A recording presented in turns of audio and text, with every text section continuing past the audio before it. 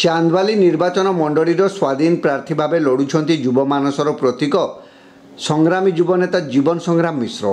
ଅଳ୍ପ ବୟସରୁ ସେବା କରିବାର ମନୋବୃତ୍ତି ଏବଂ ବିଭିନ୍ନ ସାମାଜିକ ସଂଗଠନ ସହିତ ସାମିଲ ହୋଇ ସମାଜର ଗରିବ ଅସହାୟଙ୍କୁ ସାହାଯ୍ୟ କରିବା ତାଙ୍କର ବ୍ରତ। ପରିବାର ରାଜନୀତି ପରିଧି ଭିତରୁ ଆସିଥିବାରୁ ସେ ବିଧାୟକ ଭାବେ ନିର୍ବାଚିତ ହୋଇ ଲୋକଙ୍କ ସେବା କରିବାକୁ ଆଶା ରଖିଛନ୍ତି। ଚାନ୍ଦବାଲିର ବିକାଶ ଏବଂ ଗରିବ ଦିନମଜୁରିଆଙ୍କ ସେବା ପାଇଁ ସେ ପ୍ରତିଶ୍ରୁତିବଦ୍ଧ। ଚାନ୍ଦବାଲିର ସାଧାରଣ ଲୋକମାନେ ଯଦି ମୋତେ ଭୋଟ ଦେଇ ଜିତାନ୍ତି ତାହେଲେ ମୁଁ ପ୍ରଥମେ ଡାକ୍ତର ସମସ୍ୟା, ସଡ଼କ, ଚାଷୀଙ୍କ ପାଇଁ କେନାଲ ସୁବିଧା ଏବଂ ପ୍ରତ୍ୟେକ ଗ୍ରାମରେ କୁଟୀର ଶିଳ୍ପ ପ୍ରତି ଧ୍ୟାନ ଦେବି ବୋଲି ଶ୍ରୀ ମିଶ୍ର କହିଛନ୍ତି।